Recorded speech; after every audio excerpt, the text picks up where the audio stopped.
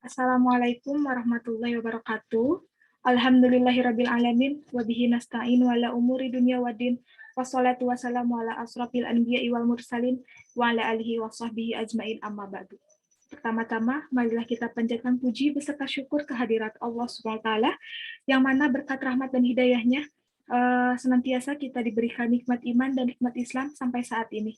Salawat beserta salam, semoga tetap terlimpah curahkan kepada junjungan alam yang di Habibana wa Nabiyana Muhammad Sallallahu Alaihi Wasallam, kepada keluarganya, sahabatnya, tabiin dan tabiatnya, dan sampailah kepada kita selaku umatnya, yang insya Allah turut pada ajarannya. Amin ya Allah ya Rabbal Alamin.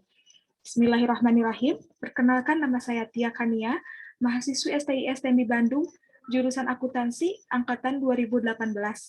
Di sini saya akan menjelaskan resume materi mata kuliah Pendidikan Agama 2, yaitu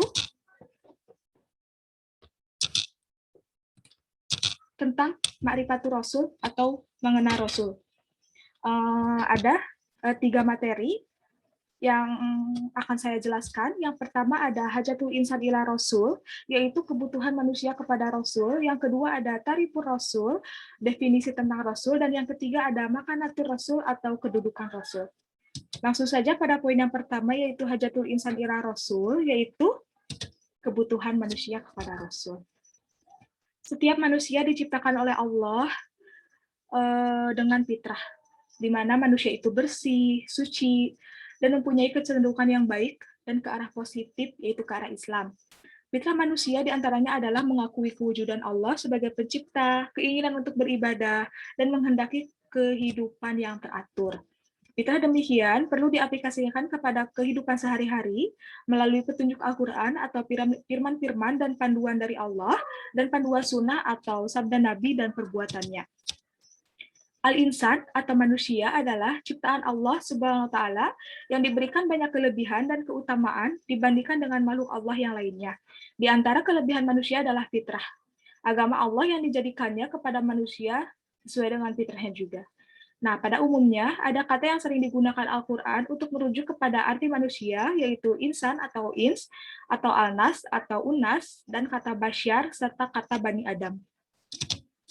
Nah, jika ditinjau lebih jauh dan dianalisis secara mendalam, maka penggunaan kata al-insan mengandung 2 dimensi, yaitu dimensi tubuh dengan berbagai unsurnya, dan dimensi spiritual atau ditiupkan rohnya kepada manusia. Nah, harmonisasi kedua aspek tersebut mengantarkan manusia sebagai makhluk Allah yang unik dan istimewa, sempurna, dan sebagai makhluk Allah yang dinamis, sehingga mampu menyandang predikat sebagai khalifah Allah di muka bumi. Namun, manusia juga memiliki keterbatasan di samping keistimewaannya, seperti gelisah dan tergesa-gesa, gembira bila dapat nikmat, dan susah bila dapat cobaan. Nah, karena itu manusia diberikan potensi akal oleh Allah untuk mengembangkan seluruh potensi yang dimilikinya secara optimal. Nah, dengan tetap berpedoman kepada ajaran ilahi agar manusia bisa mewujudkan dirinya sebagai makhluk Allah yang mulia. Nah, jika tidak, manusia akan terjerumus pada kehinaan, bahkan lebih hina dari binatang sekalipun. Nah, selanjutnya ada fitrah. Fitrah yang ada pada manusia dapat menilai baik buruk tingkah laku masyarakat ataupun dirinya. Nah, ini disebabkan karena fitrah dimiliki oleh manusia semenjak ia lahir, baik dilahirkan oleh ibu bapa yang kafir ataupun jahiliyah. Nah, kecenderungan yang baik senantiasa membawa manusia ke arah Islam, seperti pengakuan kepada Allah sebagai pencipta. Nah, fitrah sendiri dapat dijadikan sebagai saksi bagi segala perbuatannya. Fitrah manusia sudah dibekali oleh Allah dengan nilai-nilai yang dapat menilai suatu tingkah laku. Nah, dalam poin ini ada 3 inti yang dapat kita ingat, yaitu wujudul kholik atau keberadaan pencipta, ibadatul kholik atau pengabdian kepada Allah atau pencipta, hayatul munadomah atau petunjuk dari Allah. Nah, selanjutnya ada hidayatul rasul. Nah, jika kita hendak mengikuti perintah Allah, maka kita mengikuti perintah Rasul. Nah, apabila kita ingin mengasihi Allah, maka kita perlu petunjuk Rasul. Nah, kaidah ini adalah kaidah yang rabadi dibawa oleh Islam. Nah, oleh karena itu, syahadatain pun terdiri dari pengakuan kepada 2, yaitu Allah dan Rasulnya. Nah, mengikuti petunjuk Rasul berarti kita mengikuti jalan agama Allah yang mempunyai langit dan apa-apa yang di bumi. Nah, ada dua inti, yaitu Marifatul Khaliq atau mengenal pencipta, dan Minhajul Hayah atau pedoman hidup. Nah, selanjutnya ada ibadatul shahih. Maaf. Ibadatul shahih adalah ibadah yang menyembah Allah dengan panduan mengikuti Rasul. Rasul sebagai penerima wahyu dari Allah harus diikuti, dan sebagai keperluan bagi kita untuk menjadikannya sebagai contoh dan petunjuk dalam menjalankan ibadah yang benar. Nah, itulah materi yang pertama, yaitu tentang hajatul insan ila rasul, yaitu kebutuhan manusia kepada rasul ya. Selanjutnya, materi yang kedua yaitu tarifatul rasul atau definisi tentang rasul. Langsung saja. Nah, definisi tentang rasul ini dapat dibagi menjadi dua, yaitu dari segi bahasa dan dari segi istilah. Nah, dari segi bahasa, rasul berasal dari kata rosala yang berarti mengutus. Nah, sedangkan kata rasul adalah bentuk infinitif dari kata rosala yang berarti utusan atau seseorang yang diutus. Nah, adapun secara istilah, kata rasul adalah ar-rajulul mustafal mursalu minallahi birrisalati ilan nas, yang artinya rasul itu adalah seorang lelaki yang dipilih dan diutus oleh Allah dengan membawa risalah kepada umat manusia. Di sini ada dua kata kunci yang dapat kita pahami apabila kita ingin lebih gampang mengingat tentang apa sih, siapa sih Rasul itu. Yang pertama yaitu ada hamilur risalah atau membawa dan menyampaikan risalah, di mana seorang Rasul diberikan wahyu oleh Allah untuk disampaikan kepada umat manusia dengan sebaik-baiknya. Nah, yang kedua yaitu kudwa tuh kita bikin risalah, yaitu menjadi kudwa. Kudwa itu contoh bagi umat manusia dalam melaksanakan ajaran yang dibawanya, di mana setiap rasul pasti memiliki sifat-sifat yang baik yang dapat mereka tunjukkan kepada umat manusia untuk umat manusia mengikuti perlakuan para rasul yang baik dan benar. Itulah dua kata kunci ya. Selanjutnya ada ciri-ciri khusus yang dimiliki oleh seorang rasul yang diutus oleh Allah. Yang pertama yaitu memiliki asifatul asasiyah atau sifat-sifat asasiyah, yaitu sifat-sifat dasar yang layak bagi seorang rasul. Misalnya itu sifat sidik yang artinya jujur, sifat amanah yang artinya dapat dipercaya, sifat tabligh yang artinya menyampaikan, dan sifat fatonah yang artinya cerdas. Nah, sifat-sifat ini layak dimiliki oleh setiap rasul yang mengemban atau membawa risalah dari Allah untuk disampaikan kepada umat manusia. Yang kedua yaitu memiliki al-mukjizat atau mukjizat, yaitu hal luar biasa yang diberikan oleh Allah kepada seorang rasul yang dapat dilakukan atas izin Allah. Contohnya yaitu saat Rasulullah SAW bisa membelah bulan atas izin Allah Subhanahu wa taala, di mana Allah berfirman, "Aqtarobatis sa'atu wa syaqqal qamar wa iyarau ayatay yu'ridu wa yaqulu sihrum mustamir." Yang artinya telah dekat datangnya saat itu dan telah terbelah bulan.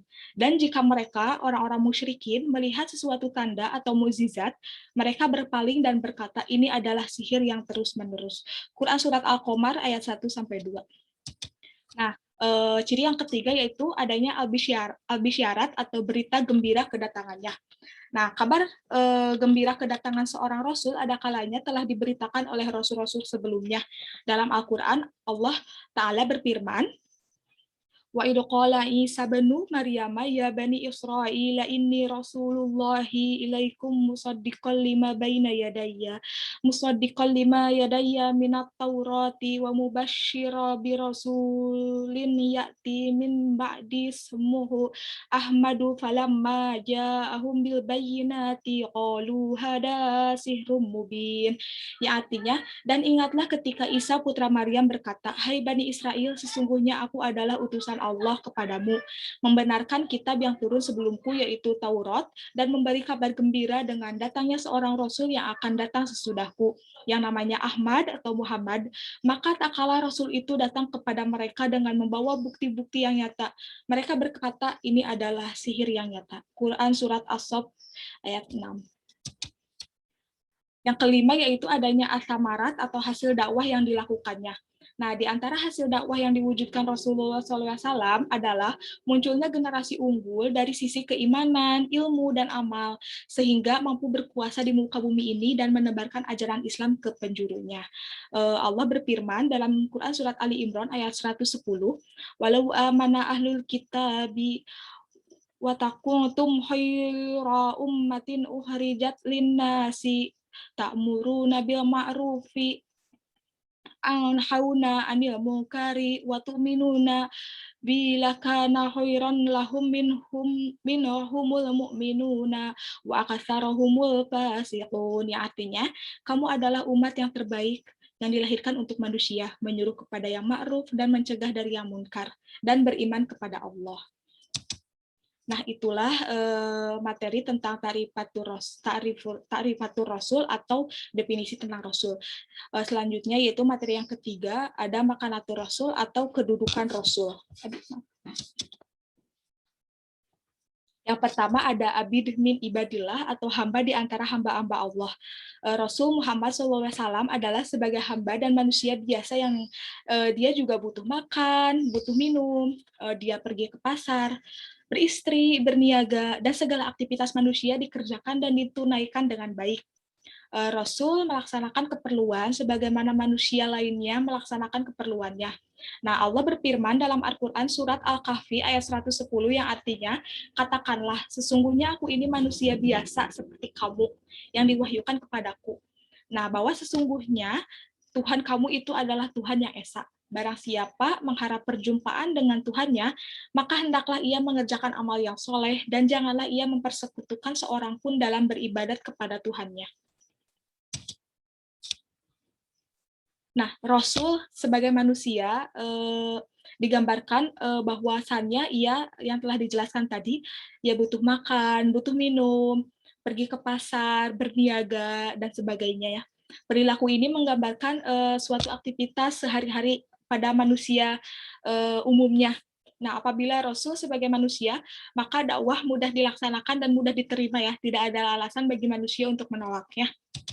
Nah, tentang nasab atau keturunan, Rasul ini berasal dari kaum Quraisy, bapaknya bernama Abdullah dan ibunya bernama Aminah. Nah, beliau mempunyai keluarga dan keturunan yang jelas, begitupun tentang sejarah kelahiran dan asal-usulnya. Sejarah yang menjelaskan bagaimana Nabi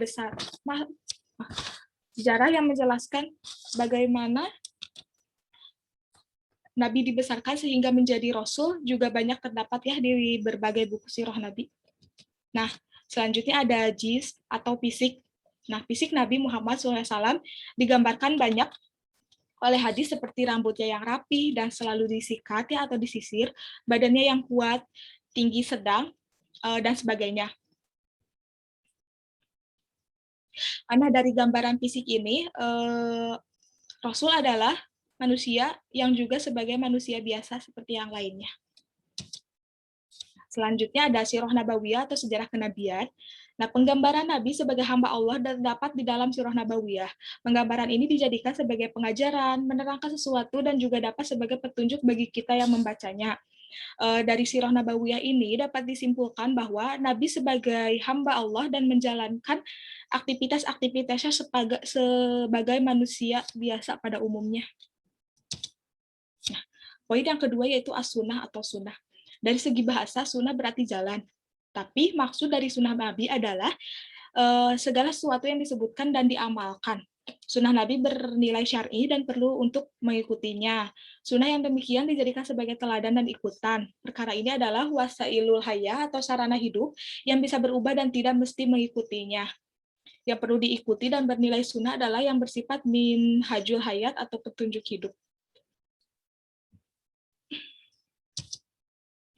Nah, dalam as-sunnah ini ada beberapa poin. Yang pertama ada fiqhul ahkam atau fiqh hukum.